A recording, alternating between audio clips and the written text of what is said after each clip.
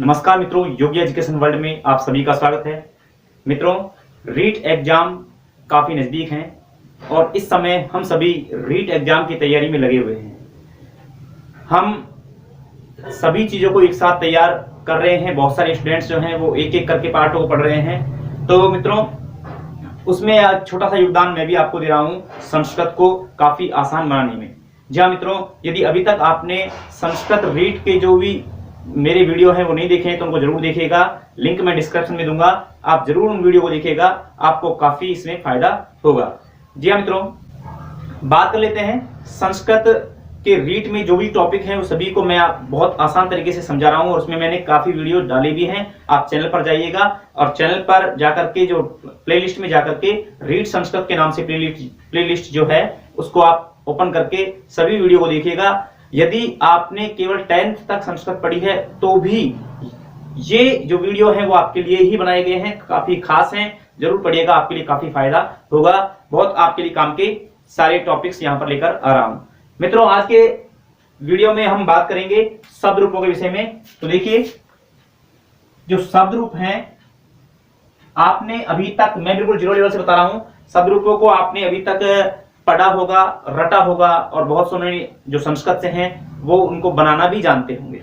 लेकिन मित्रों, सभी स्टूडेंट्स संस्कृत से नहीं हैं, अधिकांश स्टूडेंट्स जो हैं वो अदर सब्जेक्ट से हैं, तो उनके लिए काफी परेशानी आती है इनको इस समय रटना। पहले तो रट सकते थे लेकिन अब हम हर एक शब्द रूप को याद नहीं कर सकते। राम को, मती को, नदी को, लता को, यानी इतने सारे शब्द रूप, बहुत सारे शब्द रूप हैं, कहां तक याद करेंगे। तो बहुत आसान तरीके से मैंने इस पर पहले भी वीडियो डाला था और आप लोगों का बहुत अच्छा प्यार उन पर मिला है।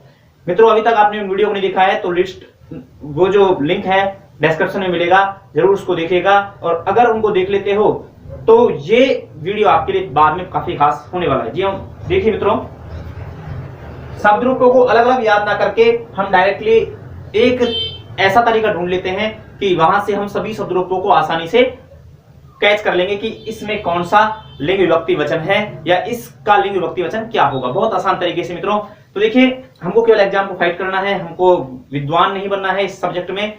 तो आइए सीख लेते हैं।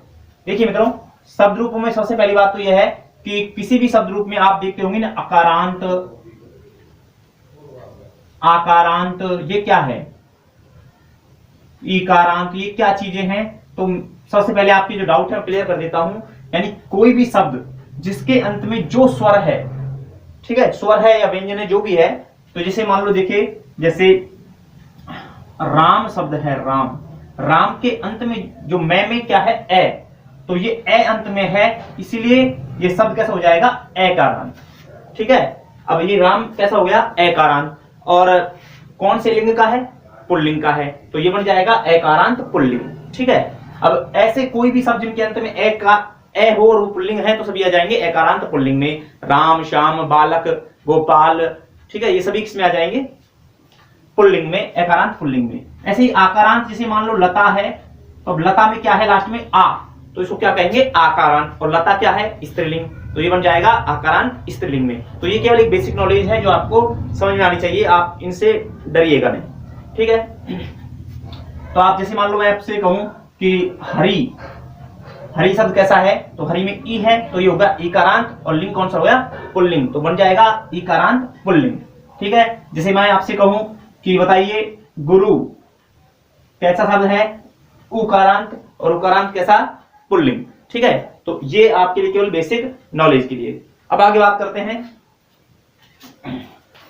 शब्द रूपों को कैसे बनाना सीखें। मेन टॉपिक पॉइंट पर आते हैं, वीडियो को ज्यादा बड़ा ना करेंगे। और देखिए, शब्द रूपों को कैसे हम बनाना सीखें। मैंने मित्रों एक वीडियो में आपको एक सारणी लिखवाई थी और दूसरे वीडियो में दूसरी सारणी बताई थी। अगर ये दो सारणी आपने बिल्कुल दिमाग में क्लियर बैठा ली तो आप हर एक शब्द रूप को बना दोगे बहुत आसान तरीके से।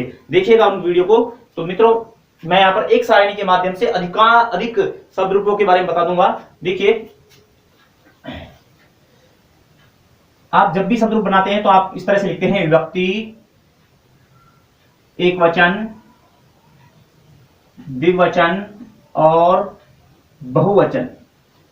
ठीक है, तो देखिए, विभक्ति में होती है प्रथमा, द्वितीया, तृतीया, चतुर्थी, पंचमी, षष्ठी, सप्तमी और संबोधन। ठीक है, ये होते हैं। संबोधन में वैसे प्रथमा विभक्ति होती है। तो देखिए, यहां पर कैसे हमको ये सारे शब्द रूप जो हैं सभी में क्या क्या चीजें लगेंगी वो चीजें बता देता हूं। हर एक शब्द रूप का आपको केवल प्रथमा विभक्ति रूप याद रखना है, ठीक है। हर एक शब्द रूप का प्रथमा विभक्ति रूप आपको याद रखना है, लेकिन उसमें भी मैं बहुत आसान मैंने कर दिया है कि आपको केवल जो ऋस्व स्वर हैं उनके याद करने की जरूरत नहीं है प्रथमा विभक्ति, उसको तो मैं आपको यहाँ बनाना भी बता दूंगा, ठीक है। अब आपको देखो पहला प्रथमा विभक्ति हर शब्द का आप याद रखना है। जैसे मान लो आपसे कहे कि लता, तो लता का प्रथमा होगा लता, लते, लताहा, ठीक है। ऐसे आपको याद रखना है। नदी, नदौ, नधै, तो इस तरह से आपको याद रखने हैं, प्रथमा विभक्ति आपको याद करनी है। तो देखिए मित्रों, द्वितीय विभक्ति एकवचन में हमेशा लगता है मैं, द्विवचन में वही होता है जो ऊपर आपने याद किया था, वही का वही यहां पर होता है द्वितीय विभक्ति द्विवचन में। और द्वितीय विभक्ति बहुवचन में मित्रों लगता है विसर्ग या न, विसर्ग लगता है या न लगता है। अभी मैं बताऊंगा कि विसर्ग लगेगा या न लगेगा, कहां पर विसर्ग लगेगा कहां पर न लगेगा, अभी आगे बात करेंगे। देखिए मित्रों, तृतीय विभक्ति से लेकर सप्तमी विभक्ति तक मैंने एक वीडियो बना करके बताया था, एक सारणी बताई थी, वो आपको सारणी याद रखनी है। लिंक डिस्क्रिप्शन में मिलेगा, उस सारणी को देखिएगा, आसानी से आप इस सारणी को यहाँ तृतीय से सप्तमी तक का बनाना सीख जाएंगे, ठीक है। यहाँ पर देखिए द्विवचन में यहाँ जुड़ता है भ्याम, भ्याम और भ्याम, तीनों जगह जुड़ेगा। तृतीय, चतुर्थी और पंचमी में भ्याम भ्याम भ्याम, और यहाँ जुड़ेगा ओहो और ओहो, यानी दोनों जगह ओहो ओहो, ठीक है। बहुवचन में यहां जुड़ता है सभी में भी, यहां जुड़ेगा भय, नीचे भी जुड़ेगा भय, उसके बाद जुड़ता है नाम, ठीक है, और कुछ जगह जुड़ता है नाम, और यहां जुड़ता है सु, और बहुत सी जगह ये वाला सु, ठीक है। तो ये इस तरह से सभी रूप जुड़ेंगे। बात रह जाती है संबोधन की। तो मित्रों, संबोधन को किस तरह से याद करना है वो भी हम बताएंगे। वीडियो थोड़ा बड़ा हो जाएगा, लेकिन देखिएगा आपको जिंदगी भर शब्द रूप याद करने की जरूरत नहीं पड़ेगी, देखिएगा। देखिए मित्रों, पहले तो मैं यहां से बता देता हूं कि विसर्ग और न कैसे लगते हैं। मैंने वीडियो में बताया था, एक बार फिर पुनः आपको बता देता हूं। देखिए, विसर्ग जो है वो लगता है स्त्रियों में, यानी कोई भी स्त्रीलिंग शब्द होगा वो लगे वहां लगेगा विसर्ग, और पुल्लिंग शब्दों में लगेगा न, ठीक है। अब वो कैसे लगेगा, देखिए, स्त्रियां जो होती हैं, स्त्रियां जब बड़ी हो जाती हैं, यानी कहने का मतलब है बालिका जब बड़ी हो जाती है तो बड़ी होकर के क्या लगाती है, माथे पर बिंदी, ठीक है। बालिका जब बड़ी हो जाती है, स्त्री बन जाती है, तो क्या लगाती है, बिंदी लगाती है, ठीक है। और अगर हम पुरुषों से कहें बिंदी लगाने की तो वो पुरुष कहेगा ना, और जिद करेंगे तो हाथ में डंडा ले लेगा। बस यही ट्रिक आपको याद रखनी है, आसानी से। देखिए, स्त्रियां, कोई भी स्त्रीलिंग शब्द है, जैसे मान लो हम यहां पर लेते हैं लता, ठीक है, लता, लता पहले से इसमें आ बड़ा है, तो ये बड़ा तो है ही, बड़ी है ही, ठीक है, तो लता का लता रहेगा। अब इसके क्या लगाएंगे, बड़ी होने पर लगेगी ये बिंदी, तो बन जाएगा लताहा, ठीक है। ये पहले से बड़ी है इसलिए और कोई छेड़छाड़ नहीं करेंगे। लेकिन मान लो और कोई शब्द होता है, जैसे मान लो मति, ये स्त्रीलिंग शब्द है मति, लेकिन जब मति यहां द्वितीय बहुवचन में लाएंगे तो ये क्या हो जाएगी, बड़ी, तो बड़ी मतलब बड़ी मात्रा लगा देंगे, ठीक है, मति, और क्या लगा देंगे, बिंदी, तो बन जाएगा मति ही, ठीक है, ये हो जाएगा। पुरुषों से कहेंगे बिंदी लगाने की, वो कहेगा ना, ठीक है। जैसे मान लो कोई भी शब्द है हरि, हरि, ठीक है, इससे कहेंगे बिंदी लगा लो तो क्या कहेगा ना, लेकिन कब, बड़ा हो जाएगा, तो हरि क्या हो जाएगा, बड़ा। अब इससे कहेंगे बिंदी लगा लो, ये कहेगा ना, ना कह दिया, और जिद करेंगे तो हाथ में डंडा ले लेगा, डंडा मतलब हलंत लगा लेगा, ठीक है। तो यहाँ पर आएगा हरीन, ठीक है। तो अब आपको समझ में आ गया होगा कि यहाँ विसर्ग और न कहां कहां लगेगा, यानी स्त्रियों में विसर्ग और पुरुषों में हलंत वाला न लगेगा। अब देखिए मित्रों, ये तो आपको सीधा सीधा याद रखना ही है। यहाँ ओहो जुड़ता है, नाम नाम, सु सु, ये जुड़ता है। अब देखिए, आप एक मिनट में बता देंगे कि कौन से शब्द में कौन सी विभक्ति वचन है। मान लो परीक्षा में सीधा सीधा प्रश्न ये पूछा जाता है, देखिए, मान लो परीक्षा में सीधा सीधा प्रश्न पूछा जाता है कि बताइए, लता भी, लता भी इत्यत्र कै विभक्ति वचनम, इस तरह से पूछा जाता है कि लता भी में कौन सी विभक्ति और वचन है। तो यहां पर देखिए, लता भी में, यहां देखो क्या जुड़ रहा है, लता में भी, तो भी कहां जुड़ता है, भी यहां जुड़ता है, भी कहां जुड़ा है, तृतीय विभक्ति बहुवचन में, तो हम आसानी से बता देंगे तृतीय विभक्ति बहुवचन। जैसे मान लो आपसे पूछा जाता है कि गुरु नाम, अब बताइए क्या जुड़ रहा है इसमें, नाम, नाम जुड़ रहा है, इसका मतलब है कि ये क्या है, षष्ठी विभक्ति बहुवचन। तो आप बता देंगे आसानी से इसमें षष्ठी विभक्ति बहुवचन है। बहुत आसान सा है, यानी आपका आधे से ज्यादा काम तो एक सारणी ने खत्म कर दिया, आधे से ज्यादा काम आपका इसी सारणी ने खत्म कर दिया है। ठीक है, तो यहाँ पर गुरु नाम, लता भी, जैसे मान लो कोई भी शब्द है, कोई भी, आप मान लो इस तरह से आ जाता है कि नदी सु, नदी सु, तो अब यहां पर देखिए आपसे पूछा कौन सी विभक्ति वचन है, तो देखिए क्या लग रहा है, सु लग रहा है, इसका मतलब सप्तमी विभक्ति बहुवचन है। अब मान लो आपसे ये पूछ जाता है कि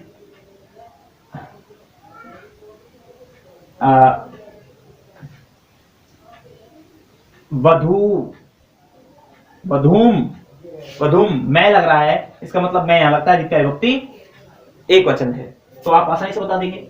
ठीक है, ये तो हो गया बताना, यानी किसी शब्द में विभक्ति और वचन बताना बहुत आसान हो जाएगा इस सारणी के माध्यम से। लेकिन अगर आपसे ये पूछा जाए कि भाई ये बताइए कि आपसे इस तरह से कह दिया जाए, मतलब कोई भी शब्द है, जैसे आपसे कह दिया जाए कि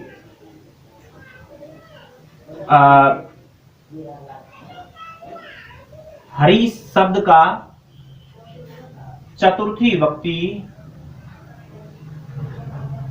बहुवचन बताइए।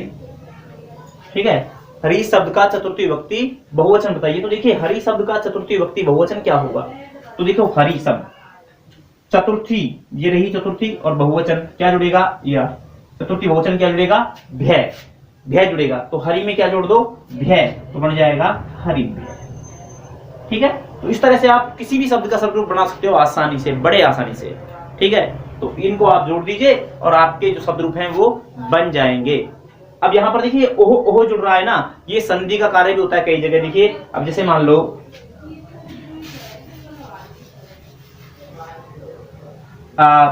कोई शब्द है, नदी शब्द है, नदी, नदी में आप ओहो जोड़े हुए, तो अब यहां पर देखिए ई के बाद ओ आ गया, इसका मतलब है यहां पर जण संधि का नियम कहता है इको जणची, तो यहां पर देखिए ई उ री री के बाद कोई भी स्वर हो तो ई उ री री का क्रमशः जय वैरैला हो जाता है, तो यहां पर ई का हो जाएगा जय, तो न आधा दे रह जाएगा, ई का हो गया जय, जय में ओ जुड़ेगा तो यो हो, तो बनेगा नद्यो हो। इसको ऐसे लिख सकते हैं या फिर ऐसे भी लिख सकते हैं, नद्यो। ठीक है, तो इस तरह से बन जाएगा, यानी संधि का कार्य करके ये ओहो ओहो लगेगा। बाकी तो सब जगह व्यंजन वर्ण है, तो इसमें सीधे सीधे जुड़ जाएंगे, आपको ओहो ओहो का ध्यान रखना है। ठीक है, ई है तो यह हो जाता है, ऊ है तो वह हो जाता है, री है तो रह हो जाता है, ये आपको ध्यान रखना है। तो समझ में आ गया होगा, मेरे ख्याल में बहुत आसानी समझ में आ गया होगा। और फिर भी और डीपली सीखना चाहते हो तो मेरे वीडियो को जरूर देखिएगा, बहुत आसानी से आप इनको सीख जाओगे। अब आगे बात कर लेता हूं मित्रों, यहां पर कुछ कंफ्यूजन ये है कि नाम कहां जुड़ता है, नाम कहां जुड़ता है। तो देखिए नाम और नाम, वैसे तो सभी में नाम ही जुड़ता है, लेकिन नाम कहां आ जाता है, नाम ये बड़ा। ठीक है, तो ये कहां आता है, ये आता है मित्रों अगर किसी शब्द में रै, ऋषि और स, ठीक है, के बाद न हो, तो ये न जो है वो ण में बदल जाता है। ठीक है, यानी एक शब्द में रै री और स के बाद न है, तो ये न ण में बदल जाएगा, अण है ना, ये ण में बदल जाएगा।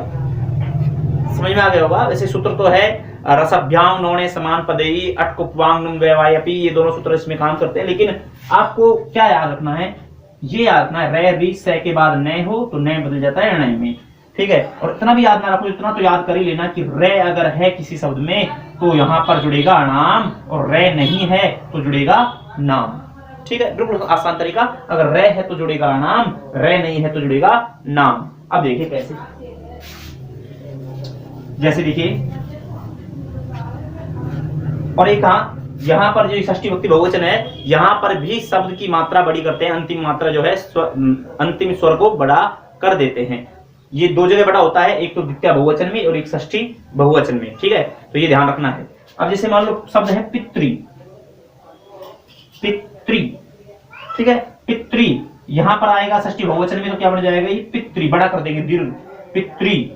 अब यहाँ नाम जुड़ेगा या नाम, तो यहाँ जुड़ेगा नाम, क्योंकि यहाँ पर क्या ऋषि है, तो जुड़ जाएगा नाम, पितृनाम।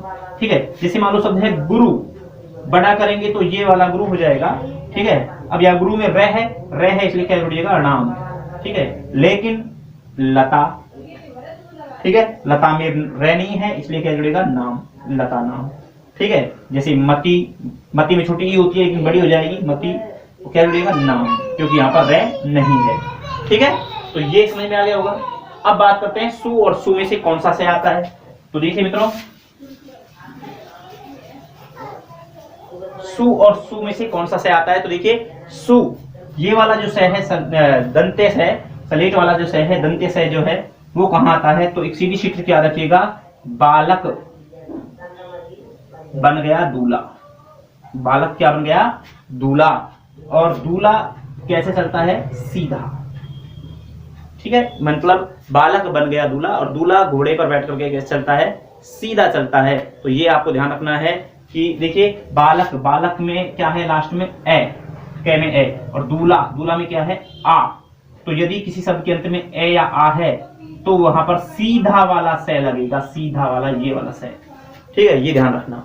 और दूल्हे के अलावा बाकी शब्द क्या होते हैं बाराती, दूल्हे के अलावा बाकी सब क्या होते हैं बाराती। और बाराती कैसे चलते हैं, टेढ़े मेढ़े चलते हैं, मतलब कोई ऐसे चल रहा है, कोई ऐसे चल रहा है, कोई ऐसे चल रहा है, कोई बीच में से ही भाग रहा है, तो ये वाला से। ठीक है, यानी ए और आ के अलावा कोई भी स्वर हो तो वहां लगेगा ये वाला से। ठीक है, तो यहाँ पर ये वाला सु लगेगा। समझ में आ गया होगा ये दोनों सु का फर्क। ठीक है, अब बात कर लेते हैं मित्रों, ये तो आपके क्लियर हो गया। अच्छा, एक वचन और रह गया था। एक वचन में देखिए मैंने कहा है कि आपको प्रथमा विभक्ति जो है वो प्रथमा विभक्ति याद करनी पड़ेगी, लेकिन ऋस्व स्वरों के लिए कैसे याद करोगे। तो देखिए मित्रों, अगर ऋस्व स्वर हैं यानी छोटी मात्राएं हैं तो उनके लिए एक शॉर्ट ट्रिक ये है कि छोटों को, छोटे बच्चे जो होते हैं उनको अगर हम पैसे दे देते हैं, 2 रुपए दे देते हैं, तो वो अपने आप को क्या समझते हैं, बड़ा समझते हैं। बस ये काम करना है कि छोटों को 2 रुपए देकर बड़ा बना दो, यह बना दो, वह बना दो। ठीक है, वो समझते हैं मैं यह बन जाऊंगा, वह बन जाऊंगा, ये कर लूंगा, वो कर लूंगा। बस यही ट्रिक है, बहुत आसान ट्रिक है। छोटों को 2 रुपए देकर बड़ा बना दो, यह बना दो, वह बना दो। देखिए छोटा, जैसे मान लो कोई भी छोटा शब्द है, जैसे मान लो मती शब्द समझो, मती क्या है, छोटी ई है, तो छोटों को क्या दे दो, 2 रुपए दे दो। ठीक है, 2 रुपए दे दिए, 2 बिंदी लगा दी, विसर्ग लगा दिए। बड़ा बना दो, तो द्विवचन में क्या कर देंगे, बड़ा बना दिया, ये लो सर। ठीक है, यह बना दो, वह बना दो। तो आपको ये पता है कि यह और वह, मैंने यहां से यह और वह का मतलब है ये वाला यह, और वह का मतलब वह। ठीक है, ये यह वह, यह बना दो, वह बना दो। तो यहाँ पर देखिए यह जो है, यह किसके स्थान पर आता है, ई के स्थान पर, और वह किसके स्थान पर आता है, ऊ के स्थान पर। यहाँ पर मत में क्या है, ई, तो इसलिए क्या आएगा यह। तो देखो ई हटा देंगे, बनेगा ये मैं तय, और क्या लग जाएगा यह, तो बन जाएगा मत यह, मती मती मत यह। ठीक है, कोई भी शब्द हो, जैसे नदी। अब देखो नदी पे इस काम नहीं करेगी क्योंकि नदी में क्या है, बड़ा ई है, इसलिए यहाँ पर एक ट्रिक काम नहीं करेगी। ये आपको याद करने पड़ेगा, नदी, नदऊ, नदह। ठीक है, लेकिन जैसे मान लो कोई भी और शब्द लेते हैं, हरी, छोटा हरी है, तो छोटों को 2 रुपए देकर बड़ा बना दो, ये बना दिया बड़ा। यह बना दो, वह बना दो, तो वह बना दी, ई का क्या बन जाएगा, यह, ये हट जाएगा, यह लग जाएगा, हर यह है। ठीक है, ऐसे ही अपन बात कर लेते हैं, जैसे मान लो ऊ का ले लेते हैं एक उदाहरण, जैसे धेनु, धेनु छोटा है, छोटों को 2 रुपए दे दिए। ठीक है, ये मैं प्रथमा व्यक्ति बात कर रहा हूं, 2 रुपए दे दिए, बड़ा बना दो, धेनु, और यह बना दो, वह बना दो। तो यहाँ ऊ है इसलिए क्या बन जाएगा, वह, तो बन जाएगा धेनु वह। ठीक है मित्रों, तो बहुत ही आसान है ये प्रथमा व्यक्ति को याद करना। सभी इकारांत और उकारांत जो ऋस्व शब्द हैं उनके भी याद करने की जरूरत इस ट्रिक से नहीं पड़ेगी। छोटों को 2 रुपए देकर बड़ा बना दो, यह बना दो, वह बना दो। तो आशा करता हूं कि बहुत कुछ आप यहां से सीखोगे, और ये अगर आपके सारणी याद है तो आपका लगभग 80% काम जो है वो पूर्ण हो जाता है। ठीक है, शब्द रूपों का 80% काम जो है वो यहाँ से पूर्ण हो जाता है। आप किसी भी शब्द का आसानी से ये बता दोगे कि इसमें कौन सी विभक्ति वचन है, और आसानी से किसी शब्द को बना भी दोगे कि जैसे किसी से पूछा जाए आपसे कि जैसे मान लो आपसे पूछा जाता है कि गुरु शब्द की चतुर्थी विभक्ति द्विवचन क्या होगा, तो आप आसानी से ये लगा करके बना दोगे, बहुत आसानी तरीके से बना दोगे। तो आशा करता हूँ ये वीडियो आपको काफी पसंद आया होगा। अगर आप डिमांड करोगे, कमेंट करोगे, तो मैं इसको बहुत और डिटेल में समझा दूंगा। वैसे मैंने 2 वीडियो बनाए, उनको भी देखिएगा। अगर फिर भी आपको नहीं समझ में आता है तो बहुत डिटेल में सभी ट्रिकों के साथ शब्द रूप को मैं लेकर आऊंगा। लेकिन रीट के विद्यार्थियों के लिए बहुत ही खास ये है वीडियो। अधिक से अधिक वीडियो को शेयर करें और अधिक से अधिक लाइक करें। चैनल को अभी तक सब्सक्राइब नहीं किया तो जरूर सब्सक्राइब कर लें, क्योंकि रीट से जुड़ी हुई संस्कृत को बहुत आसान शब्दों में मैं आपके सामने लेकर आ रहा हूं। तो ठीक है मित्रों, आज के लिए इतना ही। फिर मिलेंगे अगले वीडियो में। तब तक के लिए पढ़ते रहिए, मुस्कुराते रहिए, सेफ रहिए। जय हिंद, जय भारत।